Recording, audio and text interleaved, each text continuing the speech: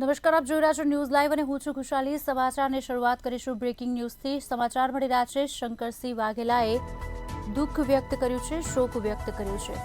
પૂર્વ પીએમ મનમોહનસિંહનું નિધન થયું, જેમાં પૂર્વ સીએમ શંકરસિંહ વાઘેલાએ શોક વ્યક્ત કર્યો। મનમોહનસિંહના કાર્યકાળમાં શંકરસિંહ વાઘેલા મંત્રી હતા, ત્યારે દેશને મંદીમાંથી બચાવ્યો હતો। નિવેદન પણ સામે આવ્યું છે તેમનું। મનમોહનસિંહ સાથે કરેલા કામોને યાદ કર્યા છે। આપને જણાવી દઈએ, ત્યારે પૂર્વ પીએમ મનમોહનસિંહજીનું નિધન થયું હતું, ત્યારે પૂર્વ સીએમ શંકરસિંહ વાઘેલાએ શોક વ્યક્ત કર્યો છે। મનમોહનસિંહજીના કાર્યકાળમાં શંકરસિંહ હતા અને દેશને મંદીમાંથી બચાવ્યો છે તેવું શંકરસિંહ વાઘેલાએ કહ્યું છે। મનમોહનસિંહ સાથે કરેલા કામોને યાદ પણ કર્યા હતા।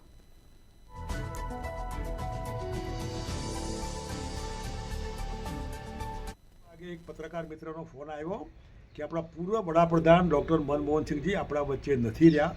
સ્વાભાવિક દુઃખ થાય, બહુ સ્વાભાવિક છે।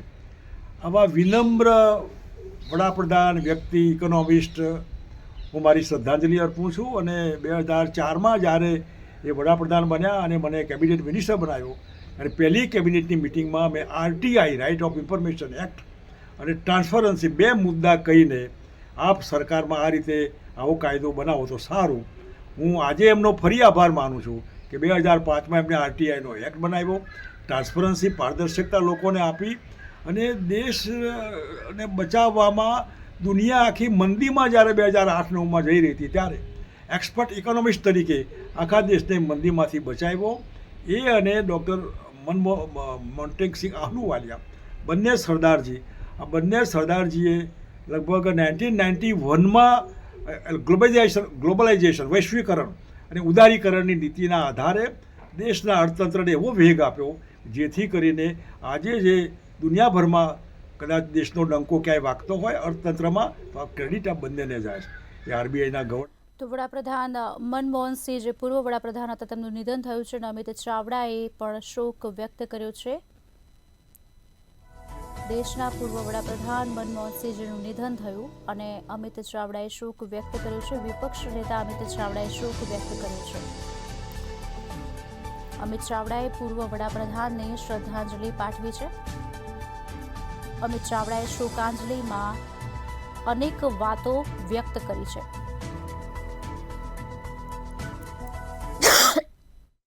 વર્ષની જય ઉંમરે દુઃખદ અવસાન થયું છે। અમે બધા દુઃખની લાગણી અનુભવીએ છીએ ને એમને શ્રદ્ધાંજલિ પાઠવીએ છીએ। મનમોહનસિંહજી એક એવું વ્યક્તિત્વ કે નિખાલસતા, સાલસતા, વિનમ્રતા અને પ્રામાણિકતાનું એક જીવતું જાગતું ઉદાહરણ। આખા દેશને નહીં, આખા વિશ્વને એમનામાંથી પ્રેરણા મળે એવું એમનું એક નેતૃત્વને જાહેર જીવન રહ્યું છે। એમણે આરબીઆઈના ગવર્નર તરીકે પણ દેશની અર્થવ્યવસ્થા માટે અનેક સારા નિર્ણયો લીધા। એ જ્યારે ફાઇનાન્સ મિનિસ્ટર હતા ત્યારે પણ આખું વિશ્વમાં જ્યારે ઉદારીકરણ ને ગ્લોબલાઇઝેશનની પહેલ થઈ, ત્યારે ભારત એમાં પાછું ના રહી જાય એ દિશામાં એમણે ખૂબ યોગદાન આપ્યું છે। એમની નીતિઓને કારણે, એમના વિઝનને કારણે આખા વિશ્વમાં મંદી હતી, પણ ભારતની અર્થવ્યવસ્થાને સહેજ પણ આંચ ના આવી। એ જ રીતે જ્યારે એમને દેશના વડાપ્રધાન તરીકેની જવાબદારી મળી, એ યુપીએ 1 અને યુપીએ 2નો જે કાર્યકાળ હતો, એ કાર્યકાળ દરમિયાન પણ એમણે જે કાયદાથી, કાનૂનથી અધિકાર આ દેશના સામાન્ય જનને આપ્યા, એ ક્યારેય ભૂલી ના શકાય। સામાન્ય જનને માહિતી માટે માહિતી અધિકારનો કાયદો, શિક્ષણના અધિકારનો કાયદો, રોજગારના અધિકારનો કાયદો, મનરેગા, સાથે સાથે આ દેશમાં કોઈ ભૂખ્યું ના સૂવે એની ચિંતા કરીને અન્ન સુરક્ષા અધિકારનો કાયદો પણ લાવ્યા। અને જંગલ વિસ્તારમાં આદિવાસી સમાજને એની જમીનનો હક મળે એટલે જમીન અધિનિયમ પણ લાવવામાં આવ્યો। ખેડૂતોની કે કોઈ સામાન્ય લોકોની જમીનનો સંપાદન થાય ત્યારે એને પૂરતું વળતર મળે એની ચિંતા કરીને જમીન સંપાદનના કાયદામાં પણ અનેક સુધારો કરવામાં આવ્યો। તો કોંગ્રેસની તમામ ઓફિસો ખાતે શોક જેવી સ્થિતિ જોવા મળી રહી છે। અમદાવાદમાં આવેલી કોંગ્રેસની તમામ ઓફિસો ખાતે શોક જેવી સ્થિતિ જોવા મળી રહી છે। પૂર્વ વડાપ્રધાન મનમોહનસિંહજીના દેહાંત બાદ શોક જેવી સ્થિતિ છે।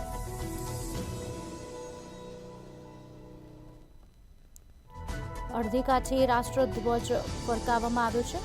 કોંગ્રેસના મહાન નેતાને શ્રદ્ધાંજલિ આપવામાં આવી છે.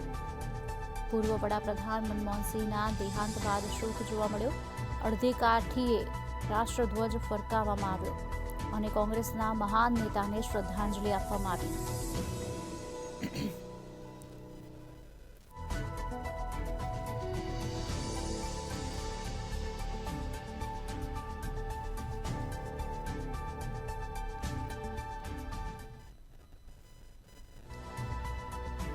દેશના પૂર્વ વડાપ્રધાન અને ભારતના જાણીતા અર્થશાસ્ત્રી ડોક્ટર મનમોહનસિંહ મોડી રાત્રે 92 વર્ષની વયે અંતિમ શ્વાસ લીધા અને તેમની તબિયત બગડતા તેમને એમ્સની ઇમરજન્સી વિભાગમાં દાખલ કરવામાં આવ્યા હતા અને ત્યાં તેમણે અંતિમ શ્વાસ લીધા છે.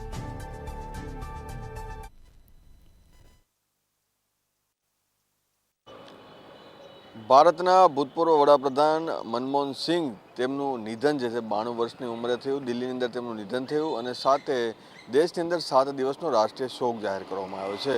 જે પ્રમાણે રાષ્ટ્રીય શોક જાહેર કરવામાં ત્યારે તમામ જગ્યા ઉપર અને કોંગ્રેસ કાર્યાલય ઉપર જે અડધી કાઠીએ રાષ્ટ્રધ્વજ જે છે તે ફરકાવવાનો નિર્ણય લેવામાં આવ્યો અને સાથે જ આજે તમામ અત્યારે અમદાવાદ કોંગ્રેસ કાર્યાલય જીપીસીસી જે છે ત્યાં પણ અડધી કાઠીએ જે રાષ્ટ્રધ્વજ છે તે ફરકાવવામાં આવ્યો છે.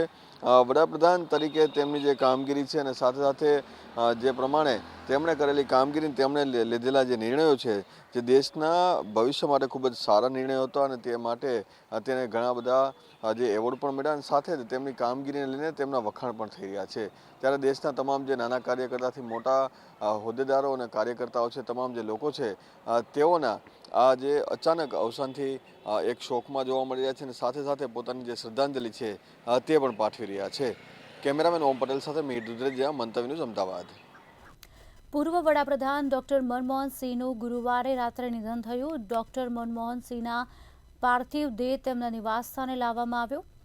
પૂર્વ પીએમના નિવાસસ્થાને પીએમ નરેન્દ્ર મોદી પહોંચ્યા અને પીએમ નરેન્દ્ર મોદીએ શ્રદ્ધાંજલિ આપી હતી.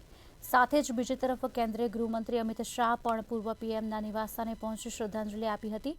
રાષ્ટ્રીય અધ્યક્ષ જેપી નડ્ડા પણ પૂર્વ પીએમના નિવાસસ્થાને પહોંચીને તેમને શ્રદ્ધાંજલિ અર્પણ કરી હતી.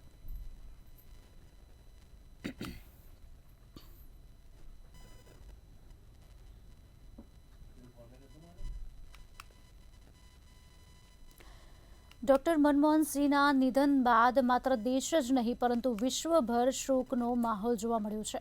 પૂર્વ પીએમના પાર્થિવ દેહને નિવાસસ્થાને લાવવામાં આવ્યા. તમામ જે દિગ્ગજ નેતાઓ અને તેમના નિવાસસ્થાને શ્રદ્ધાંજલિ આપવા માટે પહોંચી રહ્યા હતા.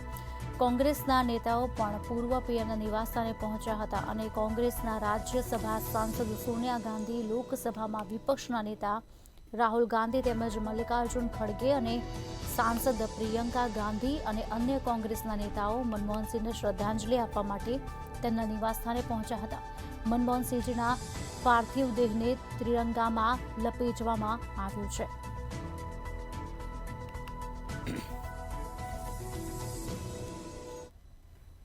પૂર્વ વડાપ્રધાન અને કોંગ્રેસના વરિષ્ઠ નેતા ડોક્ટર મનમોહનસિંહનું ગુરુવારે તબિયત લથડ્યા બાદ 92 વર્ષની ઉંમરે નિધન થયું હતું. ત્યારે ભૂતપૂર્વ વડાપ્રધાન મનમોહનસિંહના નિધન પર વડાપ્રધાન નરેન્દ્ર મોદીએ શોક વ્યક્ત કર્યો હતો.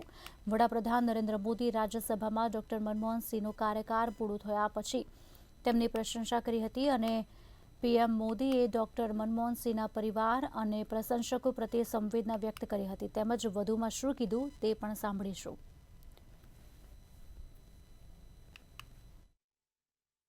पूर्व प्रधानमंत्री डॉक्टर मनमोहन सिंह जी के निधन ने हम सभी के हृदय को गहरी पीड़ा पहुंचाई है. उनका जाना एक राष्ट्र के रूप में भी हमारे लिए बहुत बड़ी क्षति है. विभाजन के उस दौर में बहुत कुछ खोकर भारत आना और यहाँ जीवन के हर क्षेत्र में उपलब्धियां हासिल करना ये सामान्य बात नहीं है. अभावों और संघर्षों से ऊपर उठकर कैसे ऊंचाइयों को हासिल किया जा सकता है, उनका जीवन ये सीख भावी पीढ़ी को देता रहेगा। एक अर्थशास्त्री के रूप में उन्होंने अलग अलग स्तर पर भारत सरकार में अनेक सेवाएं दी। एक चुनौतीपूर्ण समय में उन्होंने रिजर्व बैंक के गवर्नर की भूमिका निभाई।